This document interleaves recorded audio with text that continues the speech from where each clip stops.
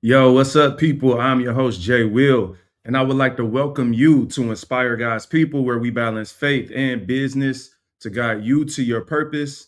This is episode 242, When Being Broke is a Sin.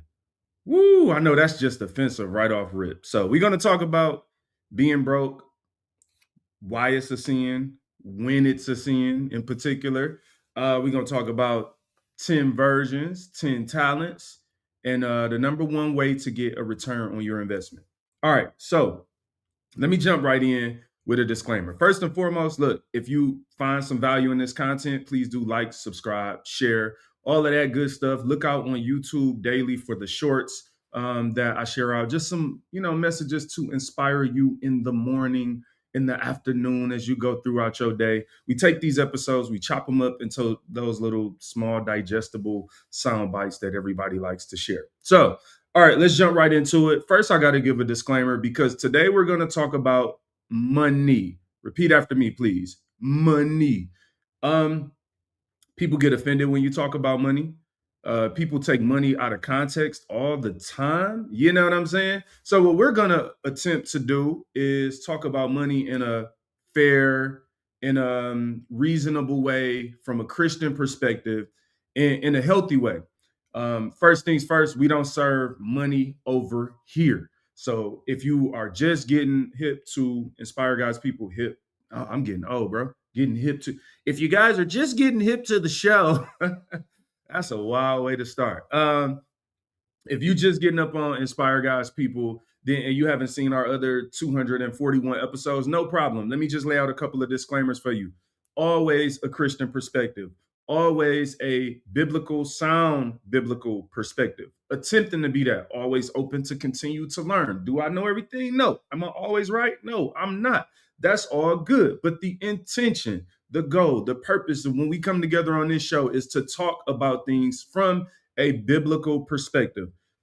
There's a couple reasons I love talking about money. Number one is really because I feel like people don't actually understand money for the most part. I don't think the average person walking around has a proper relationship or understanding of money. And when you don't have a good understanding of money, you could be easily manipulated. You also, when you don't have a good understanding or education around money, you can also be serving money. You can be going after monetary things with the wrong intention. Last but most certainly not least, I personally think the things that you learn as it relates to money, in particular, when you think about coming out of poverty, like I had to do, like so many people have to do out here, when you think about the principles and the things that you need to be able to achieve that, in my mind, they line up biblically. Like when I read the Bible, a lot of the principles and things that I grab actually came from the Bible. And when you read the Bible, you realize, like, yo, this stuff is the same. So, what am I saying? The same principles and tools that it takes you to go from like not having money to having money are some of the same principles and tools that it takes you to go from not living for God to living for God, from being a toxic person out here in this world to being a productive person out here in this world, from being greedy to being a giver, from being selfish to being selfless. So a lot of the ways that I like to explore financial and money topics are through the lens of this dual lens. And let me just say this, you know what I'm saying? If you haven't rocked with my music, check out J Will Music. I am a rapper. And as a rapper, I like to, write. I'm a lyricist. I like to write lyrics and think through things through entendres, right? So phrases that have at least two meanings. Double entendre, two meanings. Triple entendre. Some of my bars is triple entendres. Super layered. That means I could say one thing in a bar and it has three meanings. So what am I saying here? I believe that Jesus was the first rapper.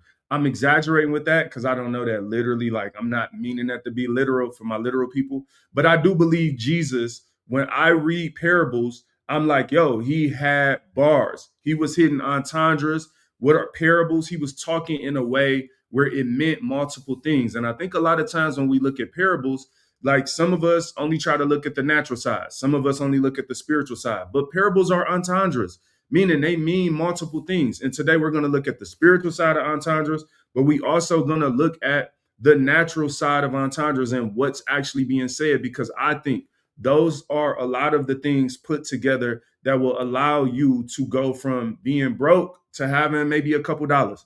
Last part of my disclaimer, right? I know this is kind of a lengthy disclaimer. um, I don't care how much money you have. You shouldn't care how much money I have. We're talking about financial principles. This is not about being rich. I'm not trying to convince you that you need to be rich. This is about being a good steward first and foremost. How do I take care of what God has given me? Be a good steward. That's the foundation of this. So, if you get offended at some things I say, I do want to say this. I tend to talk about financial things from more of a raw perspective, mostly because I've been on both sides of the tracks. Like, I started off with absolutely nothing. I've experienced poverty, and I know what it's like not to have money. I also know what it's like to make a little bit of money and misuse it. Meaning, I got money now, but my mind is still stuck in poverty.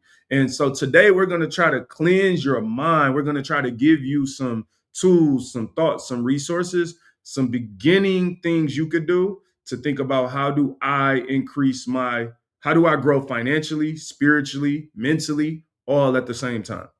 All right.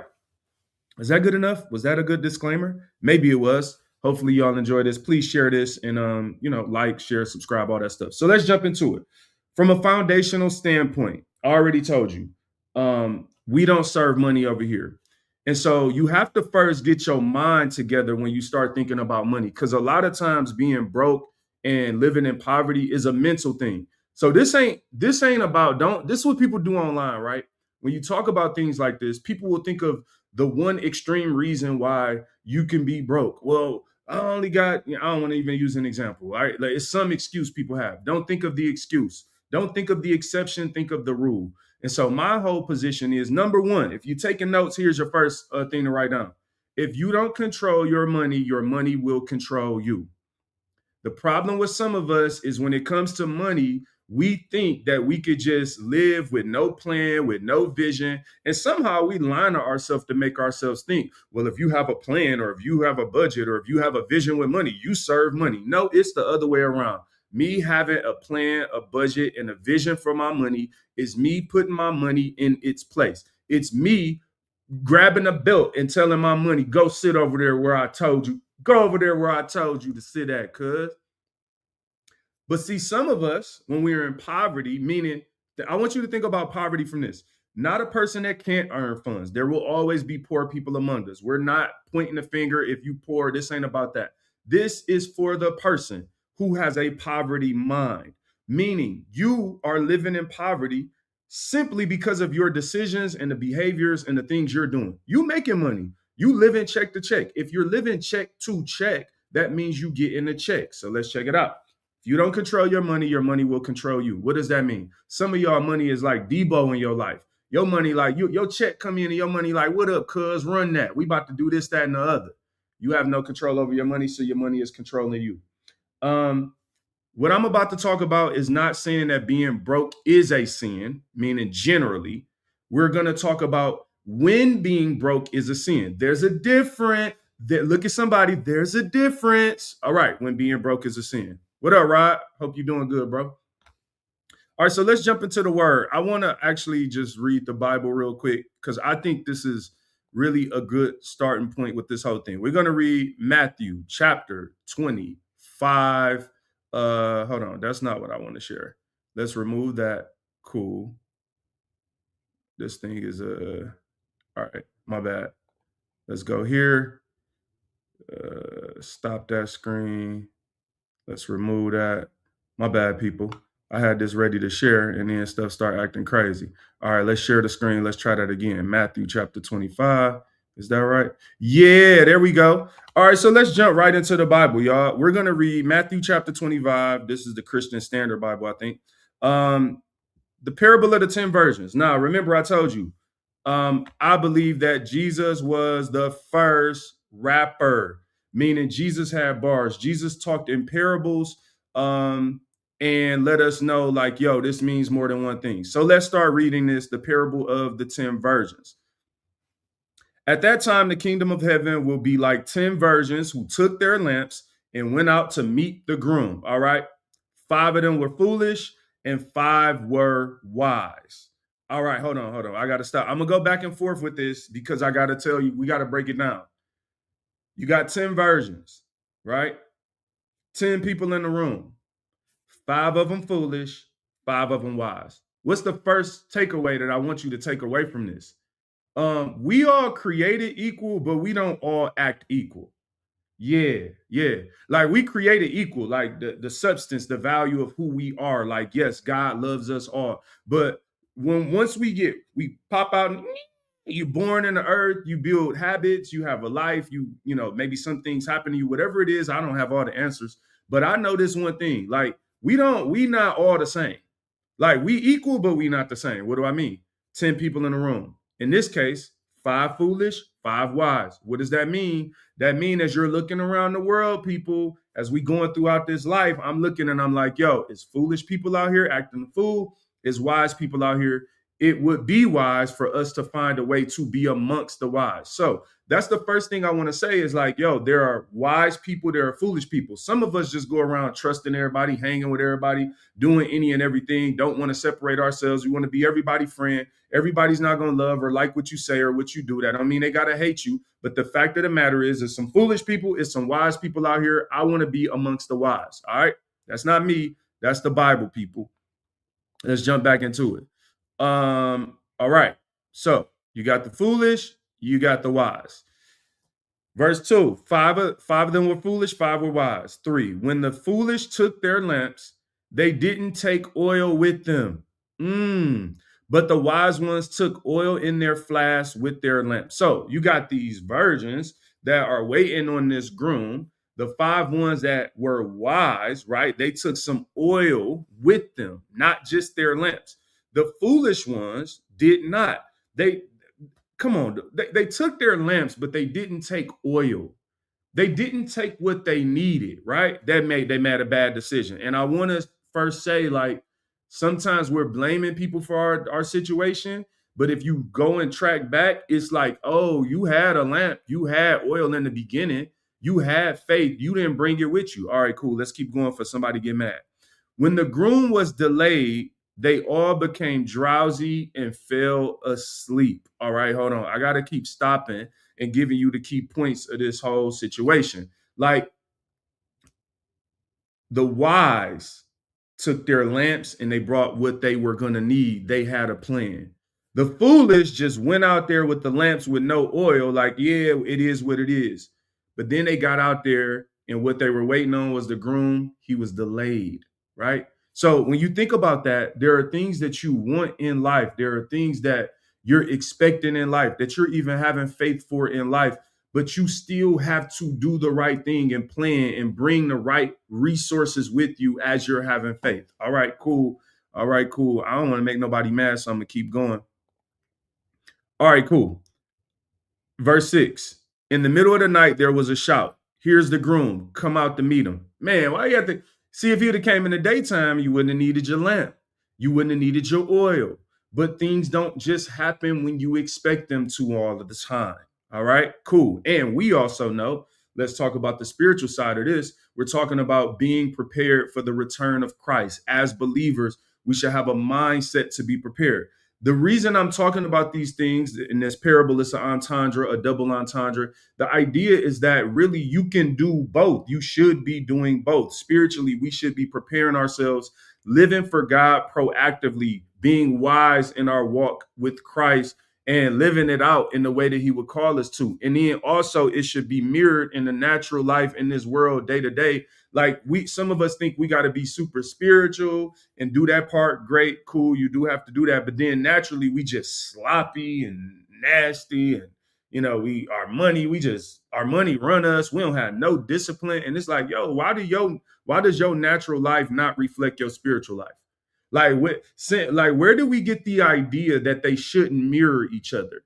That the decisions, the disciplines that you're building, the way you carry yourself should not be mirroring. And I think some of us, I don't want to offend nobody. Like some of us don't realize that the behaviors in our natural, right? Like some of the things we doing, it's actually a mirror into our soul and our spirit. And the fact that really on the spiritual side, you kind of nasty too, Jay. Like really on the spiritual side, you lack discipline as well, right? I'm talking about me. I'm not talking about you. Verse 7, then all the virgins got up and trimmed their lamps, right? So the groom comes, all the virgins get their lamps. The foolish one said to the wise, give us some of your oil because our lamps are going out. Hold on, I got to stop sharing real quick and kick it on this. The foolish ones, because they didn't bring their oil with their lamps, once it was time, a need came in place, their expectation was, yo, let me lean on the people that did the right thing. Like, yo, you got your oil, like, let me get some of that oil. And I always think about this in this way. I do a lot of flying and traveling. And when you're on the airplane and they do the safety check, they always say when it comes to like getting that oxygen mask in an emergency situation and putting your little flotation device on, they always say, don't try to help nobody else before you help yourself. And that sounds harsh, doesn't it? I know it sounds harsh because some of us, we just operate off of emotion. We don't want to think logically about anything. We don't want to dig deeper into the entendres. We just want it to be on the surface. And that just sounds wrong. It doesn't sound right not to help someone else first. Yeah, you're a fool. Because if you don't first put on your safety and have your mask, you won't even have enough strength to help somebody else. So, what is my whole point? You can't just go in. People would feel entitled that, like, yo, oh, you got a flotation device, help me. It's like, no, first I gotta get myself together. And there's nothing wrong with that. It's nothing wrong with getting yourself together before you can help someone else, right? And I'm saying you should help people. You should be a giver. But don't you think you could be more of a giver the more you have? And the problem with some of us is like we can't even build something. I'm trying to build a house, but you're taking the bricks as I'm building. I can't get past one story because you looking like, hey, you got a story, I need a story. You taking my bricks. Let me build a house, bro. And I'm saying this in particular because when you look in the Bible, look what the Bible says. Like what happened when the 10 virgins the foolish ones, okay, here we go. Verse 8, the foolish ones said to the wise ones, give us some of your oil because our lamps are going out. But how did they respond? The wise ones answered, no, there won't be enough for us and for you. Go instead to those who sell oil and buy some for yourselves. The wise ones are sitting here saying, you want to take my oil, but if I give you my oil, there won't be enough for me to get there. What I'm learning as a believer on our walk with Christ is that some of us we get online and we want to correct everybody else. We want to tell everybody else about their life and react to every video and everything. And it's like, bro, you don't even got enough oil for your own lamp. You not even ready for Christ to return. But you sitting here telling everybody else what they should be doing and you reacting whatever. So like this is one of the things you should be writing down if you're taking notes. Get yourself together. I'm talking to me too. Let's get ourselves together. What does that mean? It means put your flotation device on, put on your oxygen mask so that then you can go and help other people. But first, you have to get yourself together. Some of us has been going year after year after year after year, making bad decisions, leaving the oil behind, and we have not gotten ourselves together. Get yourself together. And you will understand once you get some oil and once you start planning, yo, this oil has to last me to this point. Yo, I can't give you my oil because it won't be enough for both of us. So why would I allow us both to drown? Because you didn't do what you were prepared to do. On this walk with Christ, we can preach the gospel, you can share the gospel, you should be a disciple, but you're not God. And I say that to say you can't control everybody else's behaviors and their decisions. And there's going to be times in this walk with Christ where somebody hear the same directions you hear. They had the same opportunity. Y'all got the oil and the lamps at the same time, but they didn't want to carry their oil. They were being lazy potentially. You ain't want to carry your oil, but I walked around with this lamp and this oil because I knew what I was expecting. And I wanted to be prepared for the expectation. And when it comes time to be able to use the resources that I carried this far, I'm not wrong if I don't want you to take all of mine and all of yours and we both drown. All right. I'm only talking about what the Bible say. I'm only talking about what the Bible say right here. Let's keep it going. You know what I'm saying? All right. So, verse 10. When they had gone to buy some, the groom arrived, and those who were ready went in with him to the wedding banquet, and the door was shut. Ah, that's tough. Later, the rest of the virgins also came and said, Master, Master, open up for us. He replied, Truly I tell you, I don't know you. Therefore be alert, because you don't know neither the day or hour. All right. So in this parable, the door was shut. I don't want the door to be shut on me. I don't want the door to be shut on you. What are we talking about here? Some of us live in this life and we have not given our lives to Christ. We have not accepted Christ and the call that he has on our life. We're not ready. We're not prepared. We don't got the faith in our lamp. We don't have what we need. We haven't accepted him. We don't have salvation. So if he comes back, we won't be prepared. And the thing is, once the door is shut, we can't beg for it to be open because we don't know the day or the hour when he could return. We don't know the day or hour of anything. And so what does that mean? In this life, I got to live prepared. I got to be proactive. I have to have faith, carry my faith with me everywhere I go because I don't know when I'm going to need it most. Now, when you think about financially, right, there's a couple things I want to now focus on from the financial part of this. Look, I'm learning more and more in life. You can want the best for people, but until they change their own mind and want what's best for themselves, there's nothing you can do.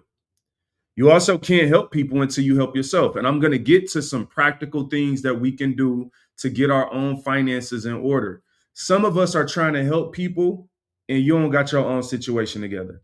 And this is something that I see in poverty. And the reason that I'm really pointing this out, and you look in scripture and the door was shut. The wise one said no. And I'm telling you right now, sometimes as a wise person, you're going to have to say no to people who want to take from you what you have. And I understand it because they're looking at you and they thinking you got more than enough oil. But you got to look and be like, yeah, because I was wise enough to carry enough for what I was expected to do. And sometimes that means you got to raise your expectation. But I understand that you can't bring everybody with you. That's one of the hardest parts of life. But you got to understand you're not God.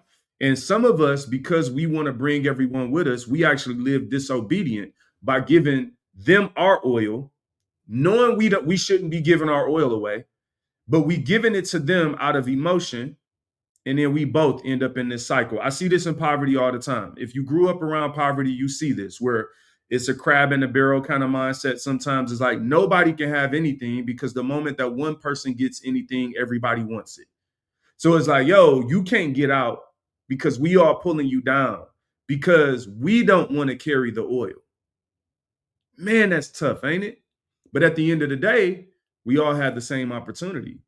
You, if you weren't lazy, had the opportunity to carry your oil with you. All right, well, let's keep it moving to the next parable because I can tell that somebody's going to get mad at this podcast episode. But I don't want you to, though. I really don't want you to be mad. Let's look at the parable of the talents. Matthew chapter 25 still, verse 14, right? So from one parable to another.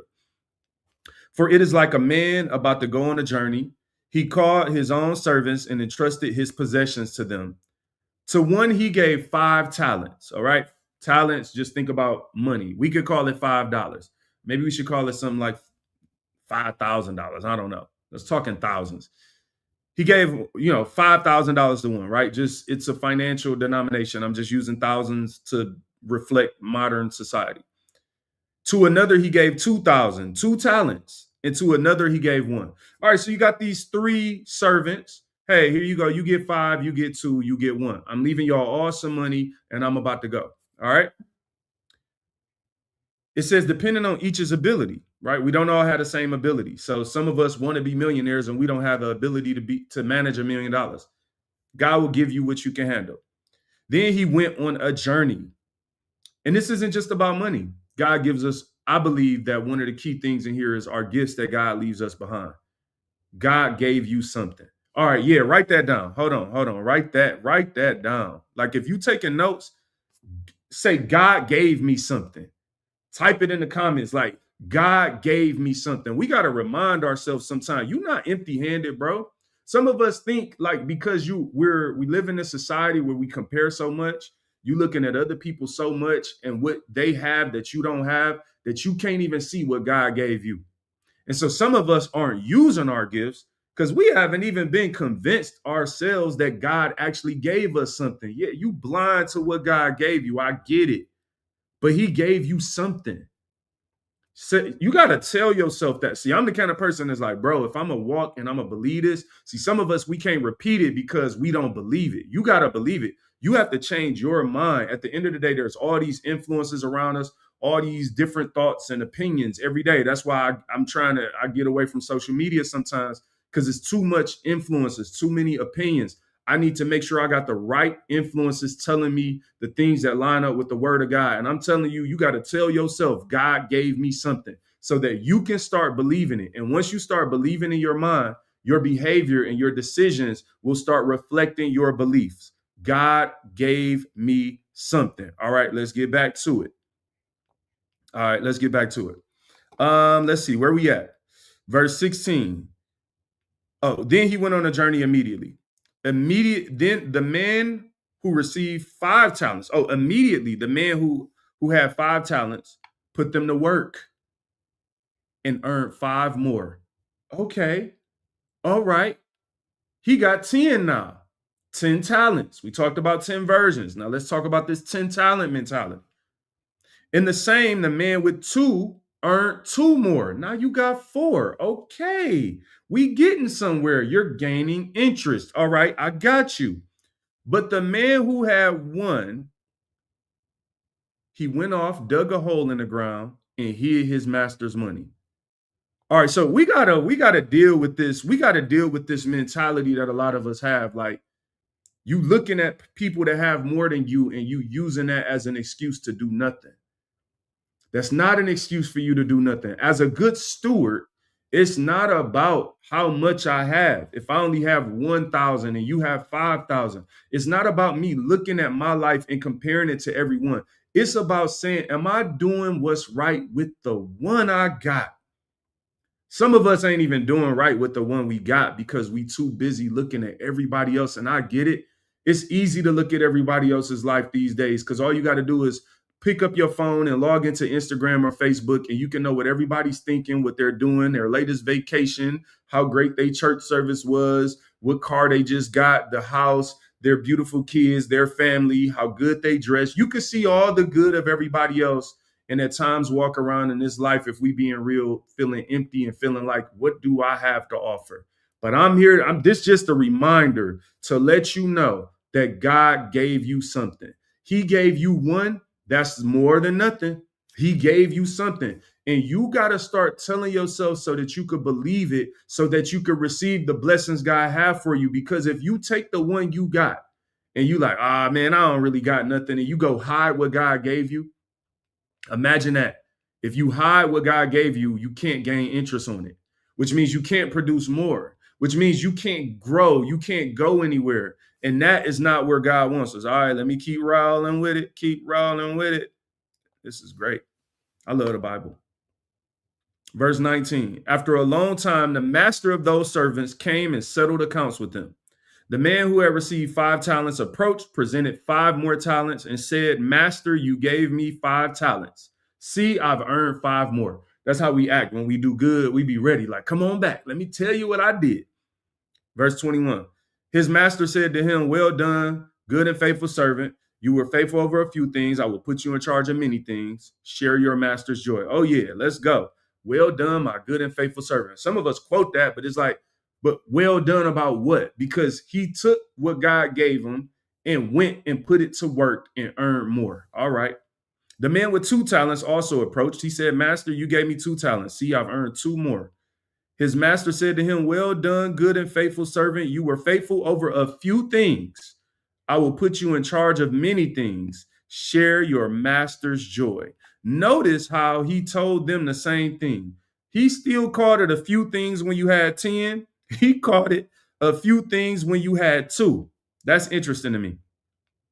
The man who had received 1 talent also approached and said, Master, I know you. You're a harsh man, reaping where you haven't sown and gathering where you haven't scattered seed. So I was afraid and went off and hid your talent in the ground. See, you have what is yours. Oh, my God. Out of fear, fear will cause us to dig a hole in the ground and do nothing. His master responded, you evil, lazy servant. Wait a minute. I'm evil and lazy because I didn't do anything with what you gave me. What's happening? Hey guys, what's going on? Anybody here? Knock, knock. Yes, you're evil and lazy. I know it sounds harsh, but the Bible said it, not me. If you knew that I reap where I haven't sown and gather where I haven't scattered, then you should have deposited my money with the bankers, and I would have received my money back with interest when I returned. The Bible says you should have deposited my money with the bankers. I believe that the parable works 2 ways.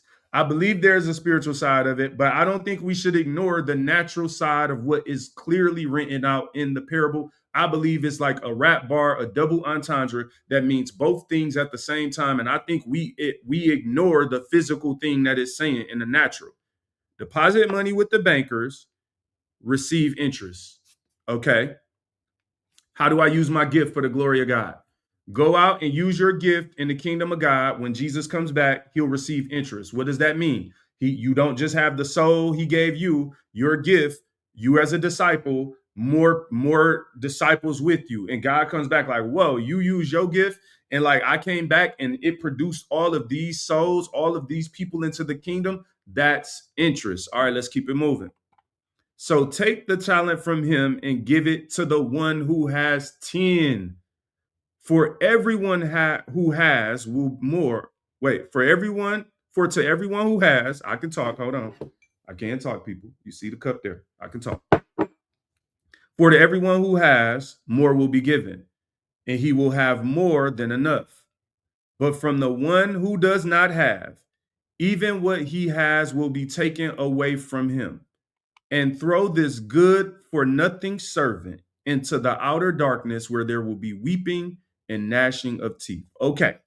There was a lot there. I didn't say it. The Bible said it, guys. Hold on. Let me take a sip of this. Because I see y'all might get mad at me. That's the Bible that said this. So what are some of our takeaways here? I love that the Bible clearly said, look, God gives you something. You should take it and use it to gain interest so that when Jesus returns, that you will have produced something for the kingdom of God. The Great Commission, go out and make disciples amongst all nations, right? So whatever your gift is, remember, you have to know and believe that God gave me something. Then you have to be a good steward of what he gave you. Meaning, if he gave you a lamp and some oil, carry the lamp, carry the oil, carry them both. If he gave you 5 talents, go do what's right, put the money to work, do the thing God called you to do, use it, and then you will produce more. But if you hide that thing, if you do nothing with it, if you dig a hole in the ground and say, forget it, he will consider you evil and lazy. I didn't say that. The other thing that's interesting, this is the tough part for us to swallow when we come from poverty and we live our life through emotion and ignore logic and ignore principles. The principles say that to the one who has and does the right thing with it, you will be given more. And the one who has nothing, who does nothing, what he has will be taken away. That's the principle, right? But here's how we live in real life. We think that's harsh. We actually think the Bible's wrong based on our behaviors. Because what we go out and do is say, no, like, well, that's not fair that this person is. Well, hold on, wait a minute. You're not God. You know, see, you're not God. I'm not God. Why are we going around judging what's fair and what's not? At the end of the day, we should be telling people to be good stewards and encouraging people to serve God no matter what he gave them, but let him know he gave them something. Now, why is that important? Because the person with 10 talents ended up with 11. That's crazy, ain't it? God took from the person that was late. Like you think about the Bible scripture, like the wealth of the wicked is laid up for the just. Okay, he called that servant who did nothing, right? Evil and lazy. I think that's wicked. I think that's wicked. And then gave it to the one who he said, well done, my good and faithful servant. You have been faithful over a few things. I will make you ruler over many. The wealth of the wicked laid up for the just. The wealth of the lazy person who does nothing, who won't do what God called him to do, ends up finding its way into the hands of the one who is obedient to the call of Christ.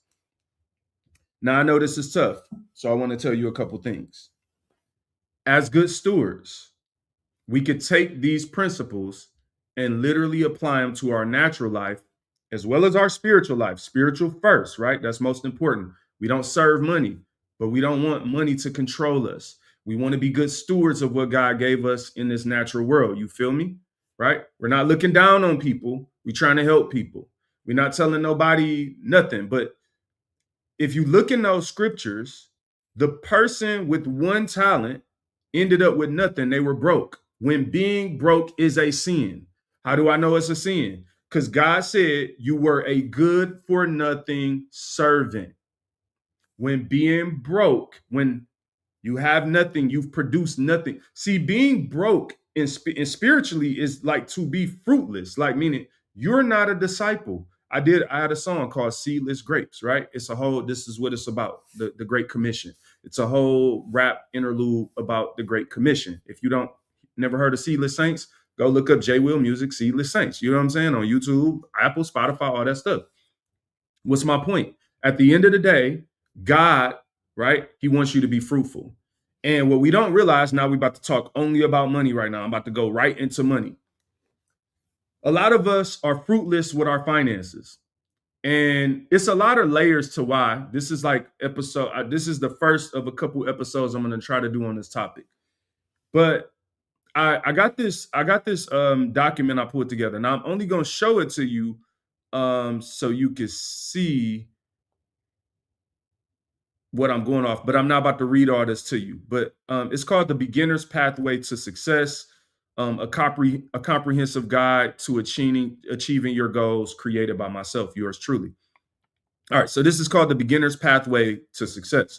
If you're interested in having this, then just maybe email or comment or something like that, and then I will definitely try to send the PDF to you. Or maybe somehow link it into the description of the show. But I don't know if I'm gonna be able to link a PDF or not. I don't know how to do that. I guess I could Google it. But here's a couple things I want to give you from the Beginner's Pathway to Success. I created this about a month or two ago. I was actually talking to a family member and trying to help them out and give them some practical things that they could take and learn from. So the first thing I've already kind of talked about being a good steward.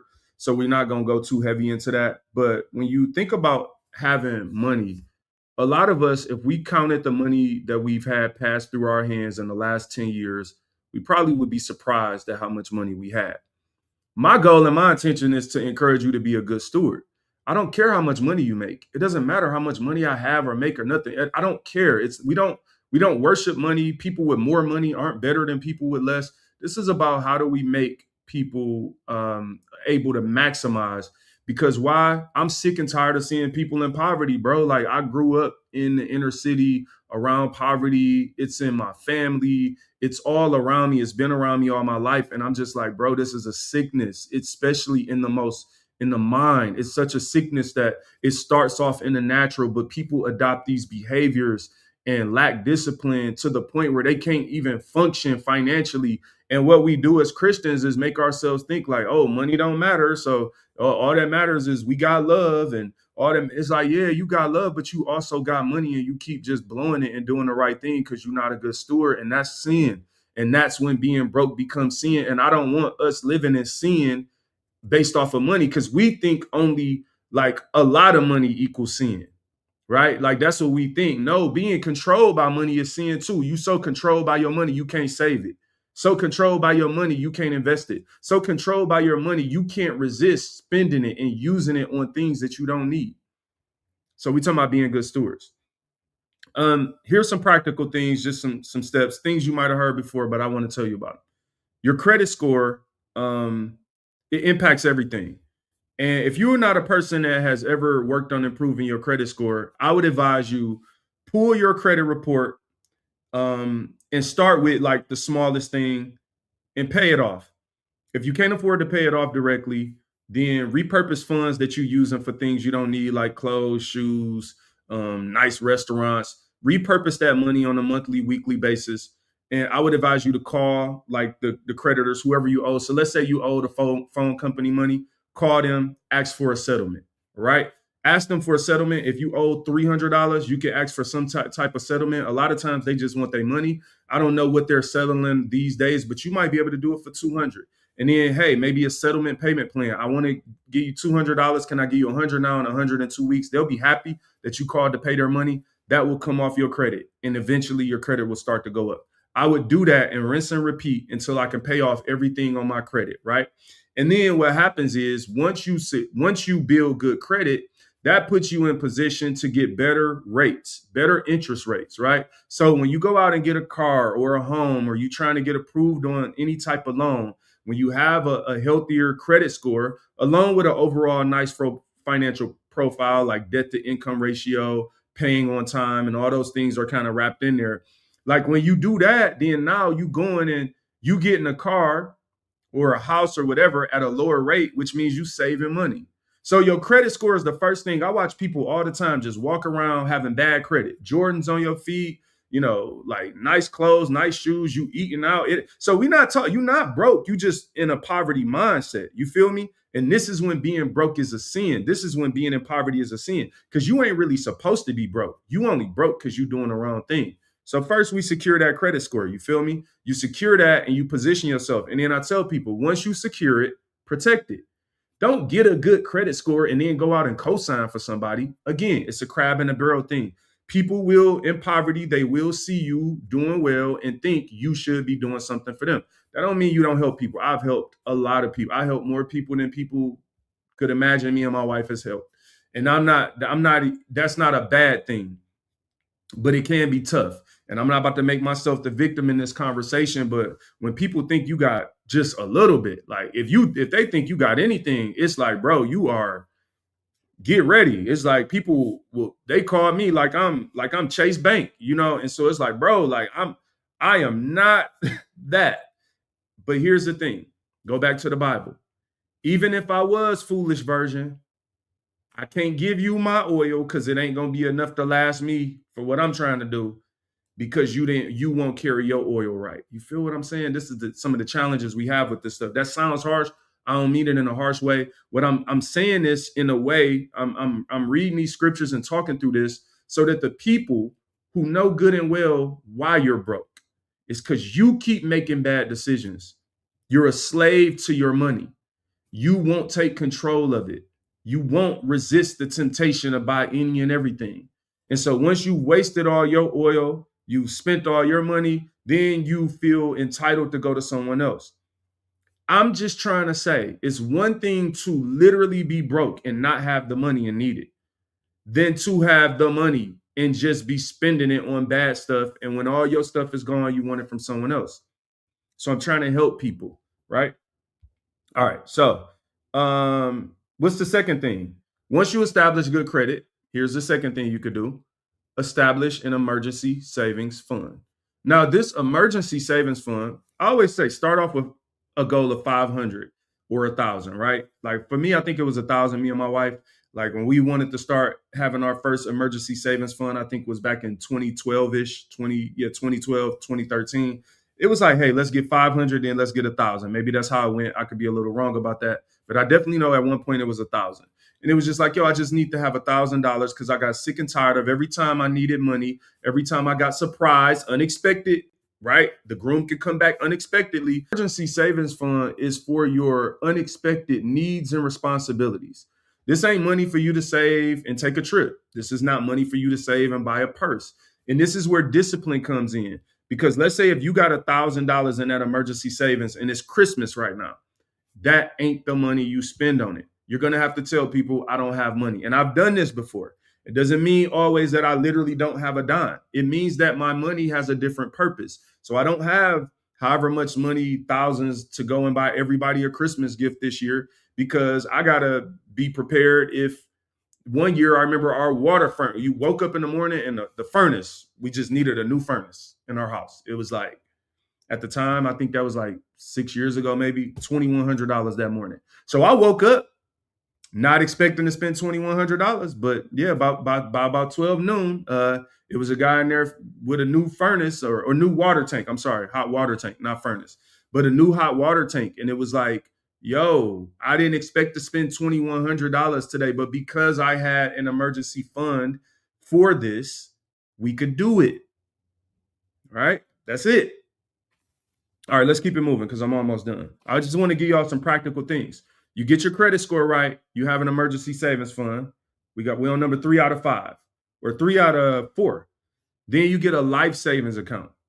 Now, again, there's a bunch of ways to do this. I'm not the best financial guru in the world or something, but my thing is for the people around me to actually give them practical things that they can do and share the things that I have done, me and my wife, and things that have worked for us in ways of being good stewards of the things we have. Not saying we have the most, not saying we out here just killing it and we better than everybody, but just saying, yo, we just trying to rock and do the right thing with what we have and be good stewards of everything, right? And manage it well so that it doesn't control us.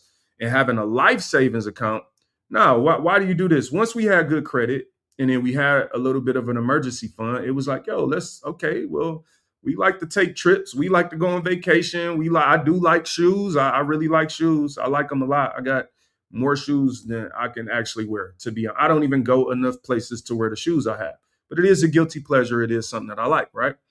So let's have a life savings account. What does that mean? This is separate than your bills. This is separate than your emergency fund. This is you now saying, hey, I know I like to spend, let's just make up a number, $2,500 a year on vacations. Great. Okay. Whatever the number, it could be anything. Well, let me prepare for that. Let's actually put money towards that savings account so that when we do want to take a trip, we don't have to touch our bill money. We don't have to touch our emergency money for responsibilities. We have money set aside for lifestyle. So if you have kids, if I had a child, well, if your kid is 5, you know when they're 11, they're going to graduate 5th grade. So you got 5 years to save for the 5th grade suit, the graduation, whatever. Okay, you know your kid, if they're 12 and they're going to be 16 and want a first car and you're going to buy it, then don't wait till they're 16 and call everybody and say, Juju want a car, y'all. Can can we all come together? And it's like, nah, Juju's 16, bro. You had him since he was 0. You could have been putting $100 a year in there and had 1,600, right? Not that would get him a car. I don't know, but my point is this lifestyle savings account is for you to have money for not necessarily unexpected things, but expected spending that you want to have outside of your normal money, right? Now, these behaviors, what start happening is you start being a steward, and now your money has a purpose, and then you have to be disciplined to the purpose of your money. Meaning this, I can't give you my emergency money because you have an emergency. That's not how it works. Because like the oil that the 10 virgins have, I don't have enough for me and you, and I can't risk missing the groom because you didn't carry your oil.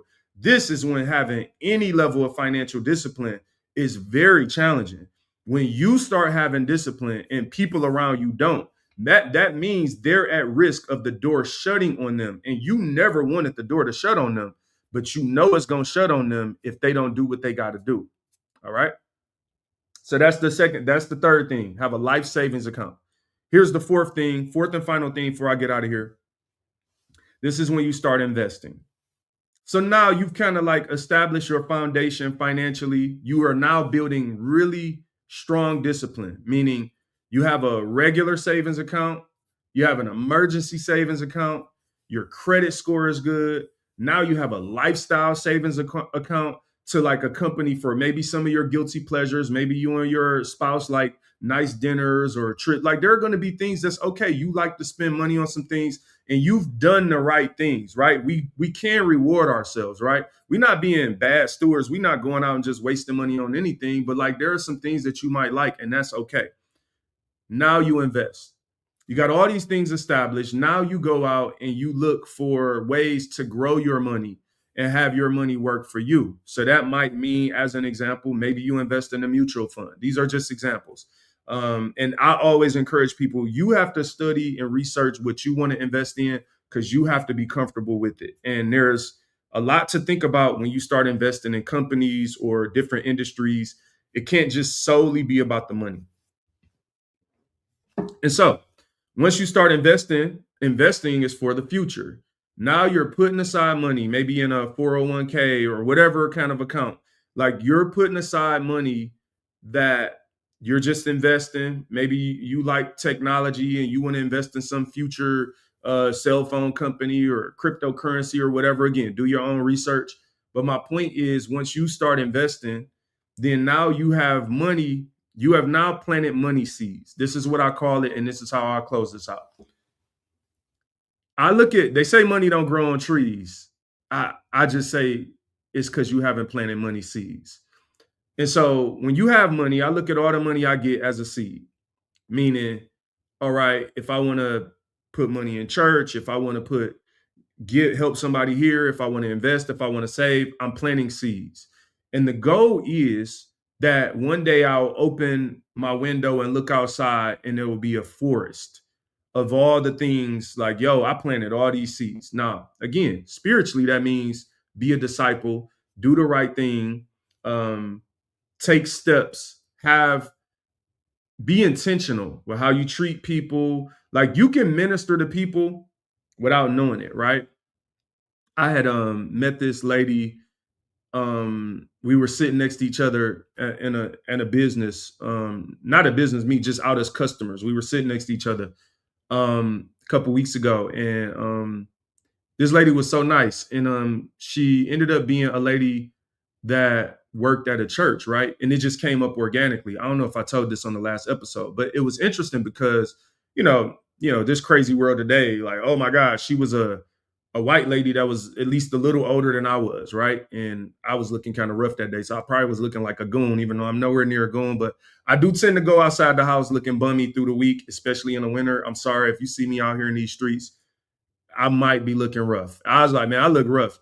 But like, and when I say that, just meaning I was looking rough. I had on like some random jogging pants, a Scully.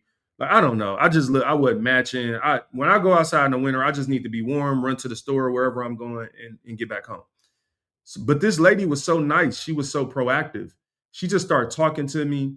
And then she ended up being like, yeah, I've been a part of this church and da da da. And I walked away from there and she gave me her name. She invited me to her church. She gave me her name. She's like, yo, if you ever come, just ask for me and da da da. And I remember I walked out of there and I was like, wow, like that lady, like even though I'm already a Christian, right? I was just like, yo, that seed she planted, even as a Christian, it blessed me. But if I wasn't a Christian, it really could have impacted me. And I was like, yo, we don't realize the power we carry with the seeds we plant every day. Just being nice to people, just talking to people. She was just talking to me about something. Like just random conversation she sparked up. She wasn't forcing me. It wasn't, church came up organically because I asked her where she worked. And it just was an organic conversation. And what's my point with all of that? We plant seeds every day because God gave us something. You have money seeds. You just keep planting them in the wrong yard, in the wrong soil. But if you plant seeds in your lifestyle savings, you will take trips. If you plant seeds in your emergency account, you will be able to afford it more than likely when an emergency occurs. If you plant seeds towards investments. Then you will have future money working for you in the background. And when you get to the future, when you get to a certain point in time, that money will have grown. And then you will have all this. It will seem like you got all this money in all these different places, but it's just reflective of seeds. And sometimes, again, as a believer, when you've done right by people and you've like cared about people, you will start planting seeds. And maybe you have a network or resources all over the place. It's like a tree. It's like a forest of people that, if you need a job, or people you could call for certain things. And some of us, we feel like we don't have nothing because we haven't planted anything. And if you don't leave this show with nothing else today, I just want you to know that God did give you something for you to be a good steward of. We all have something. No one has nothing. And so I hope that it blesses you both in spiritually, financially, that we understand like, the way that we get a return on our investment is to plant something. Do something with what you have. Don't be lazy. See, it's not about how much of a return you get, whether you get 2 talents or 5 or 1 or whatever. It's about what you do with it. And some of us, we waking up and we're distracted every day and we ain't doing nothing with nothing. Doing something could be like that lady. It could just be being nice is a seed. You at a restaurant, be nice to the waiter or waitress. You don't know what they've been through. You don't know what kind of day they're having. Be nice. I was on the phone with somebody today. All right. I'm not going to say who it is. I don't want to out you. I was on the phone with somebody today. This person was ordering a coffee, and you know who you are. And the person, the restaurant didn't put the right amount of sugar or cream, or I don't order coffee, so whatever. They didn't put the right mix in there. The person went back in the store ready to be mad. Remember, I'm on the phone. I can hear the conversation. But the lady was so nice that it disarmed them. The lady was like, "Oh, I'm sorry. That's my fault." Like she took accountability. It was like just that one seed that she planted disarmed that person. That's the power that you carry in every day as a believer. But what we do is we see something charged up. We like, "Oh no, ain't nobody gonna mess up my coffee. I'm about to." And it's like, we planting all these toxic seeds, and then we look around us and wonder why everything is toxic. Why is everything disorderly? So I hope you enjoyed this show. Please do like, share, subscribe, tell somebody about it. Inspire God's people on YouTube. I like to share shorts pretty much every day, 5 to 6 days a week. So check out the shorts. But look, tell somebody to check out the show. Hopefully this bless you. Don't be shy to tell us that you enjoyed the show. God bless y'all. I love y'all. Have an amazing day, man. I got stuff to do, people.